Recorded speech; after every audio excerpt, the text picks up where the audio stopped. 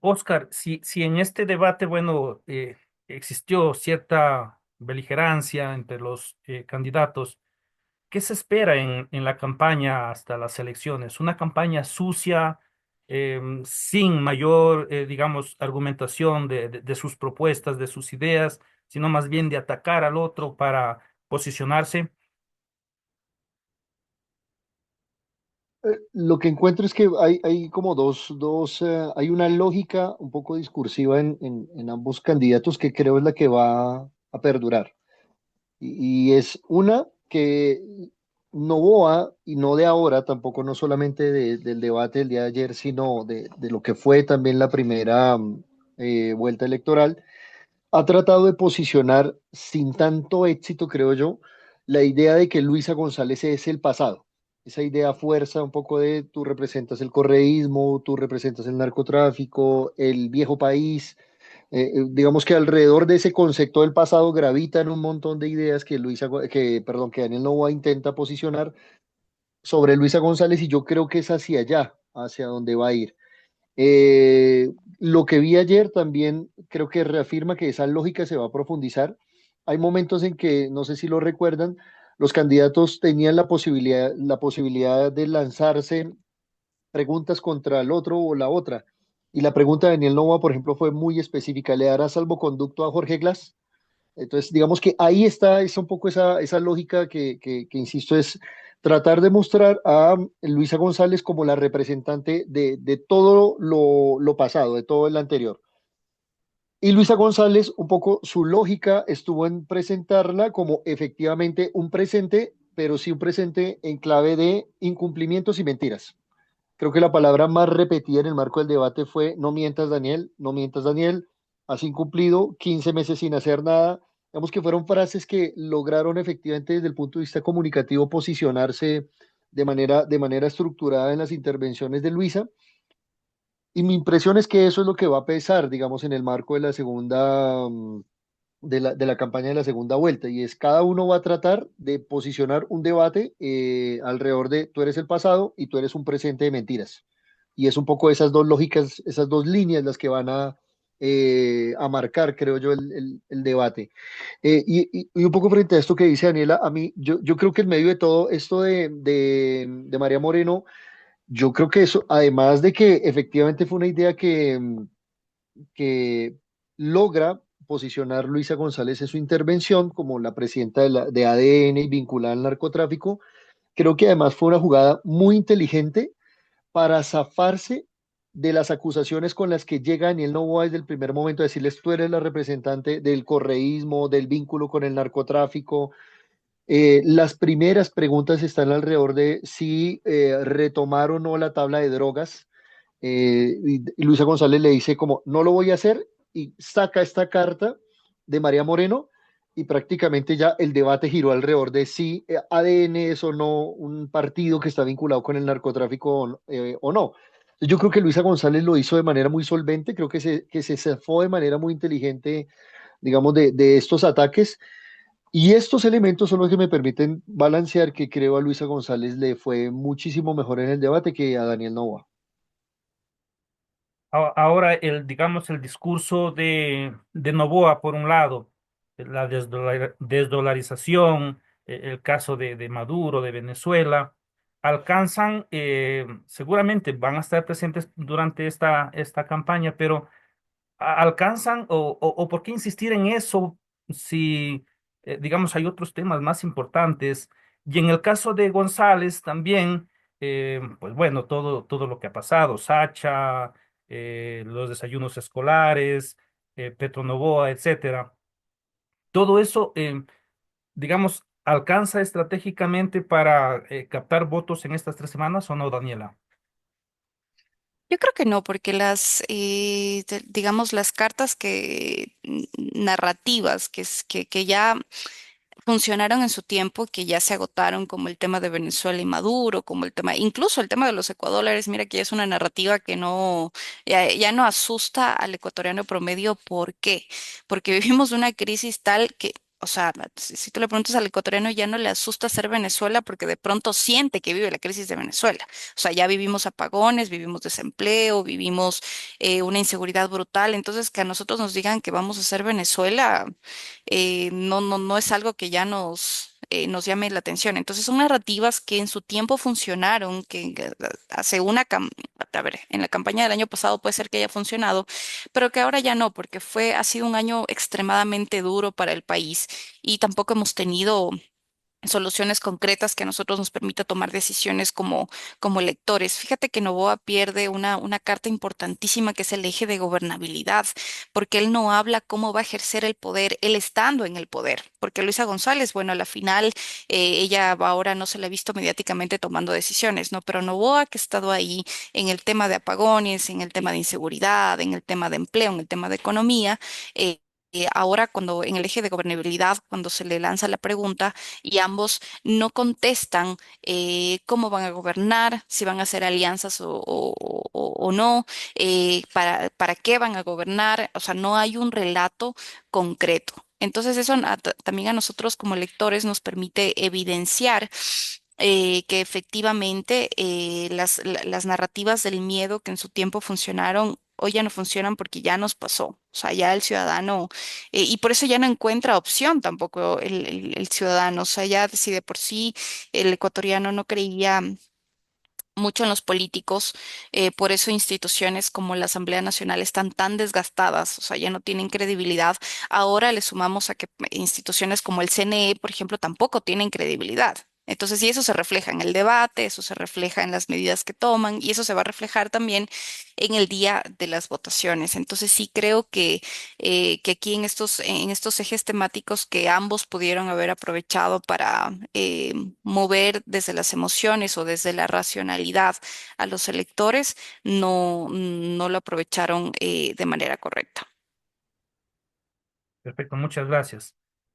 Oye, para ir terminando ya, ¿qué escenarios se podrían esperar, digamos, de cara ya a las elecciones? Faltan 3 semanas, desde luego, pero ¿qué puede cambiar en estas 3 semanas? Depende de depende del discurso, depende de eh, lo que haga en este caso el presidente candidato. ¿Qué es lo que podemos esperar de aquí a las elecciones? Oscar. Bueno, yo creo que lo que podemos esperar es un poco lo que estaba señalando en la pregunta anterior, es un poco la profundización de esta lógica de correísmo, pasado, corrupción, narcotráfico, presente, mentira, incumplimiento, continuidad de la inseguridad. Creo que esas dos líneas narrativas se van a mantener en términos discursivos. No me anticipo, porque, bueno, además no tenemos un poco la brújula mágica aquí para determinar quién va a ganar y quién no. Eh, pero sí creo que esas son como las líneas que se van a anticipar. Creo que va a ser determinante el tema de las alianzas. En medio de un escenario de fragmentación, lo poco que pueda sumar sí se vuelve representativo.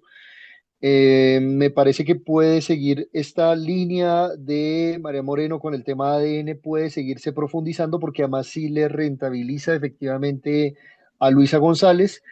Debo decir que un poco, claro, seguramente ustedes que lo viven en el día a día, es posible que esta narrativa sobre el miedo que advierte Daniela ya no sea tan efectiva, pero yo creo que no va a desaparecer. Las preguntas también que pudo lanzar Daniel Novo ayer estuvieron sobre el tema Jorge Glass, y hay un momento en el que le pregunta también sobre sí y no, le pregunta si va a reconocer a Nicolás Maduro. Creo que allí Luisa González sí fue, digamos, contundente, dice que sí lo va a reconocer.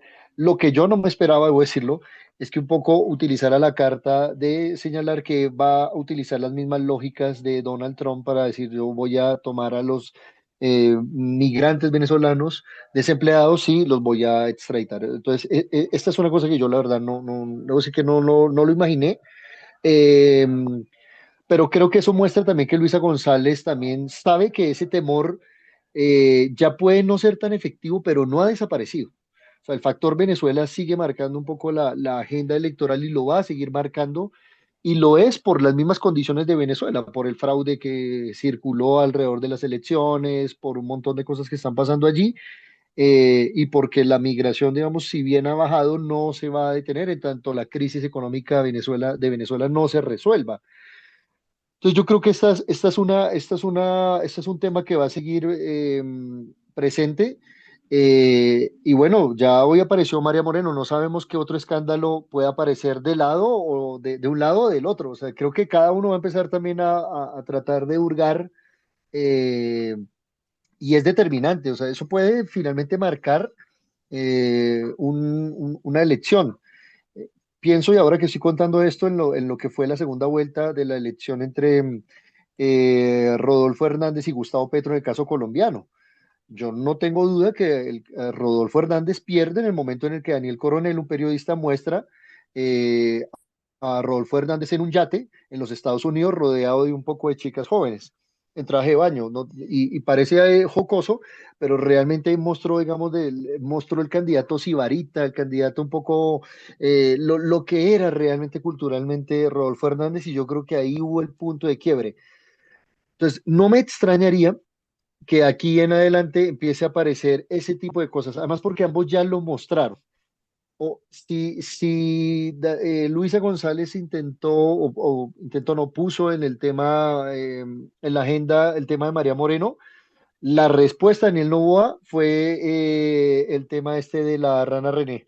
Entonces creo que es un poco lo que va a ocurrir, y parte un poco de lo pintoresco que será esta segunda vuelta electoral. Daniela, ¿hay elementos en este caso de Liga 2? ¿Hay elementos para que pudieran afectar la campaña de González?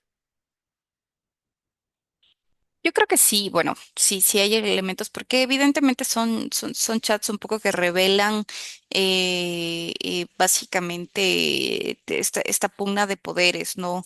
Pero también puede ser que luego venga otra cortina de humo y lo paque, porque ahora que ya sucedió, o sea, ahora que ya está en el debate público el tema de ligados, y básicamente Verduga, que es la figura con la que el novoísmo ataca al correísmo todo el tiempo porque tiene los elementos en la mano, como decía Oscar, mañana puede pasar otra cosa y se va.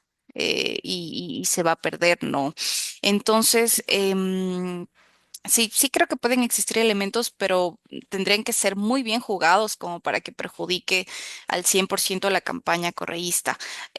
Por ejemplo, Novoa, ah, mm, aparte de tener, digamos, a su María Moreno, por decirlo así como el correísmo tiene a su Verduga y a sus chats de la rana René, tiene algo que creo que puede ser utilizado de manera, digamos, en un ataque letal político, que es el tema de la familia, los intereses familiares mientras está ejerciendo el poder. O sea, esa sí es una carta que anoche también Luisa González la utilizó de manera muy estratégica y de cierta manera termina posicionando, cuando le hace la pregunta si va a pagar al SRI los 90 millones de dólares que le debe su familia al Estado, y él menciona no. A la final se termina posicionando eso, aunque después se lo explica, aunque después trata digamos, de desenredar técnicamente qué es lo que sucede, se posiciona que no lo va a pagar. Y eso es algo que Noboa ya lo venía arrastrando, el tema del conflicto familiar y su plan de gobernabilidad. Entonces, eso también sí puedo, creo que puede contraatacar el tema de ligados, porque también convengamos que el correísmo en materia de comunicación política, digamos, la viene peleando casi 2 décadas. Entonces ellos ya pasaron, digamos, su temporada de tormentas, de terremotos, de maremotos, y ahora intentan volver al poder, pero más allá o sea, esto es lo nuevo, pero ya lo más grave ha salido en su tiempo, y eso fue básicamente lo que les costó la gobernabilidad. El mismo tema de Glass. El mismo tema de Patiño en su tiempo, no sé si tú lo recuerdas, no sé si Oscar está un poco familiarizado con estos temas que pasaron hace 14 y 15 años, que hasta ahora están en la memoria colectiva, ¿no? Pero que cuando llega Noboa, que él llega con el discurso del nuevo Ecuador, y de pronto suceden los mismos casos de corrupción, entonces no logra deslindarse de esa narrativa. Entonces puede ser que ahí el conflicto de los chats de ligados sí, sí fácilmente puede ser opacado por otro caso mediático de corrupción.